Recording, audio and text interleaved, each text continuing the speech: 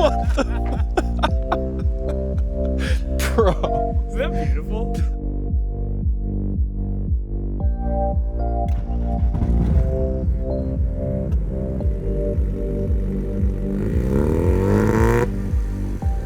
Another night, I fall in your sight.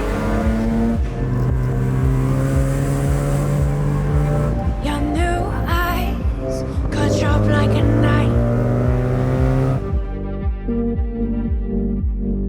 Take a moment and look all around you. I don't want you caught off guard all along. When I come for you, I need you to know that I would never walk away. I know what you need, I would bleed for you, but you're taking somebody home. I know I need to move on. It's been a while since I've done an NA MX-5. It's amazing how the design hasn't really changed from this to the ND. They're basically the same. Yeah, yeah. All right, you guys. As you can hear, we have a very temperamental, rotary-powered NA MX-5 here. We're about to find out if this is a good swap to kind of make your NA MX-5 that's already a classic sports car, it's a modern classic, into the kind of hot rod space that carburetors kind of just naturally do to a car if the car already didn't come with carburetors. So not too difficult to drive. The shifter is insane. Very short, probably on par with the shortest throw of any gearbox that I've driven. I'm not sure what kit is on this. We'll talk to Andrew. We'll get all the details on the build. Basically, at the end of the day, you have less power here than you do in a factory, like from a factory NA MX-5 1.6. But it does have a little bit more character. But it's also, it's not always about power sometimes. Sometimes it's just about adding character to the engine. Oof, oh my God.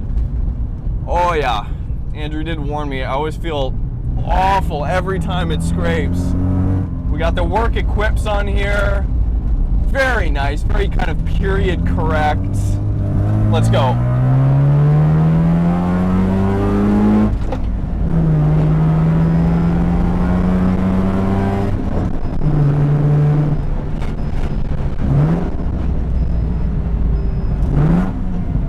Loud, really loud. Engine likes to get hot here. Oh, the steering's so good. Oh, it definitely feels very hot rod.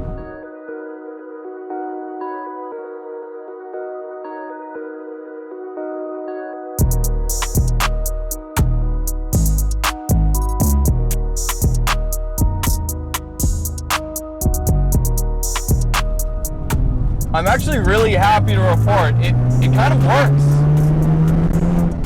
It kind of works. He's got a single A-pillar gauge pod for the tach, and then the rest of the gauge cluster here is all aftermarket, completely custom. I believe Andrew built this actually himself, made this himself. Here, we'll get some air here. Obviously no AC, no power steering. It's super raw.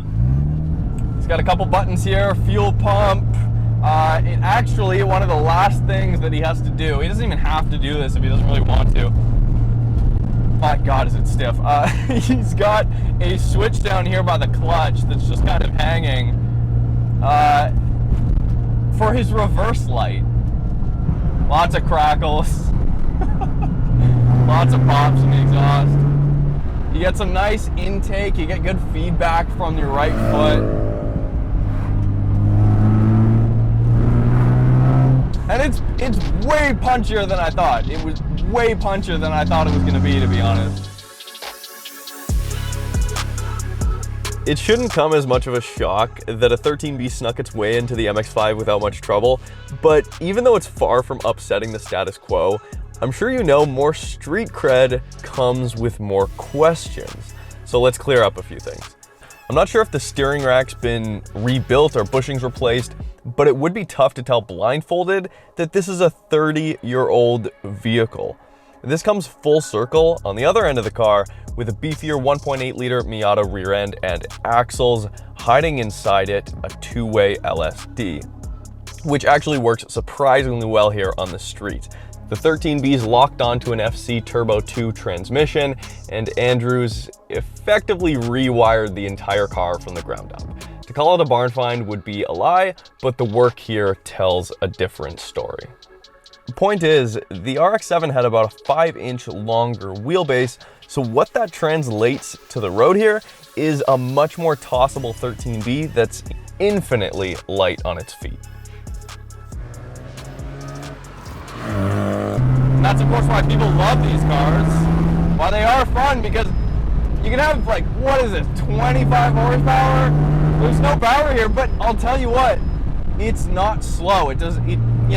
Underpowered is not a word I like to use, generally speaking, when I'm talking about engine swapped cars like this or heavily modified cars like this, because it's, like I said, it's not always about the power.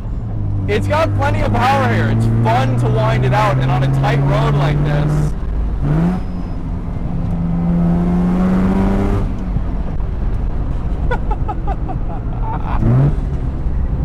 it's not even that weird to hear a rotary out of an NA MX-5. No hiccups. I'm impressed.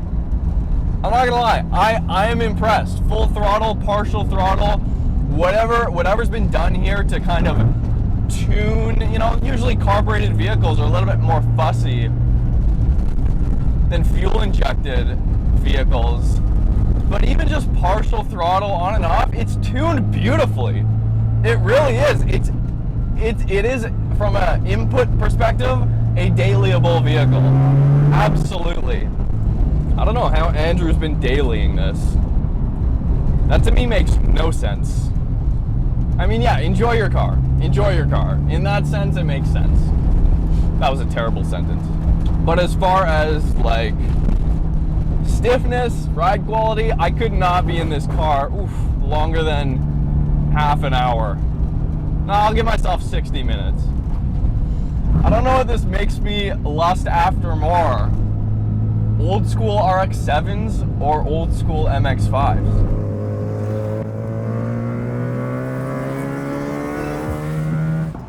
Okay, my name's Andrew Smith, born and raised in beautiful Chilliwack, BC. It's such an awesome place. Here shooting with Marcus, having a blast. This is my 91 MX-5 Miata. It's a blast. I've had it for many years and just had the opportunity to buy it off a friend years ago and slowly rebuild it. My friend actually, he did the swap. He raced it a little bit, just enjoyed the car, had a few photo shoots. It was a pretty internet famous car back then, 15 years ago. It was one of the first rotary swap Mazdas in Canada.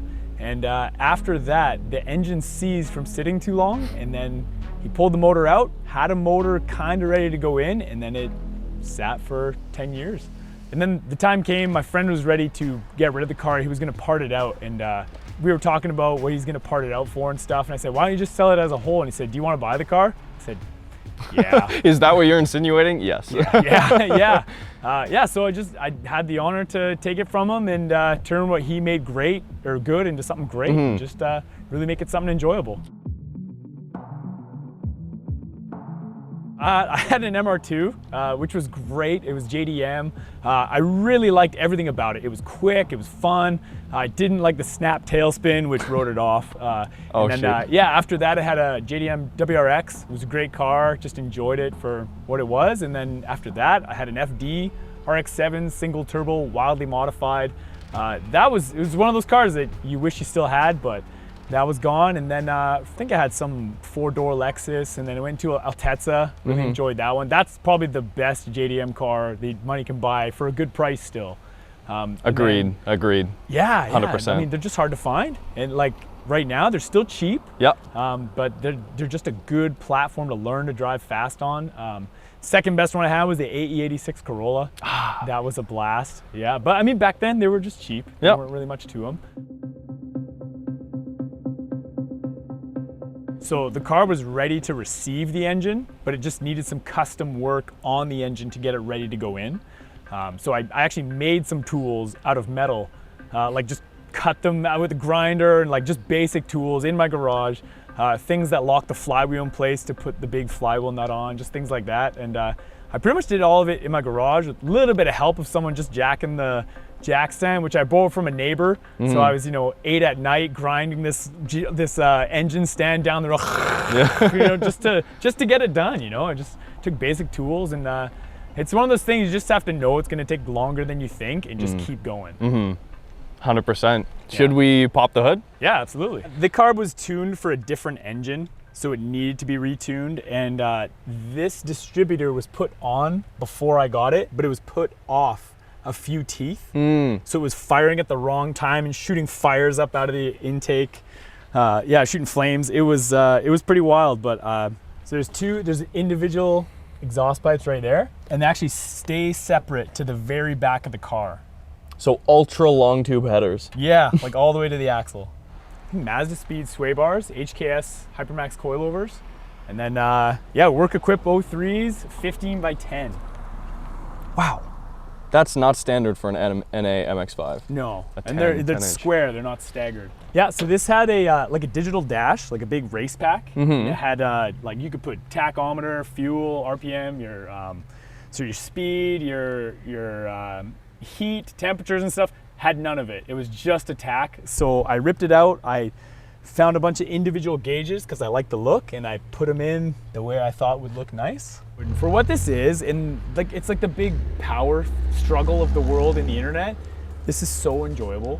Like it's so fun to just get in it and rip and not worry about everything. Like we're with the tuning and the map. Oh man, and like things break easier when you make tons of power. Like this is just so enjoyable to get in and rip for the day.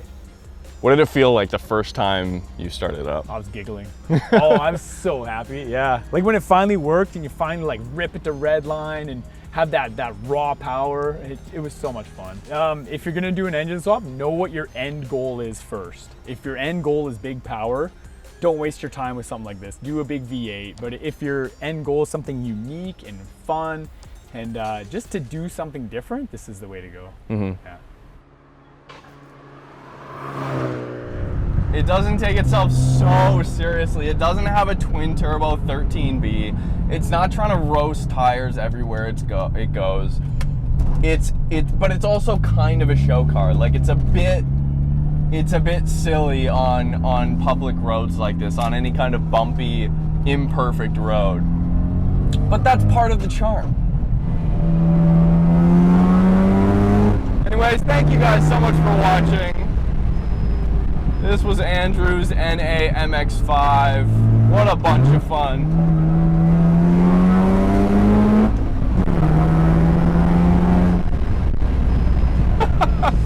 I loved it. You can subscribe if you haven't already. I drive cars, a lot of cars, and I really love it. So if you want to come along for the ride, subscribe. Hit me up on Instagram at Roads Untraveled. You can follow Andrew, maybe. I don't know if he has Instagram. I like that, by the way. There's a lot more people nowadays that are like, no, I don't have social media. Good. That's a good thing. We'll see you guys next time.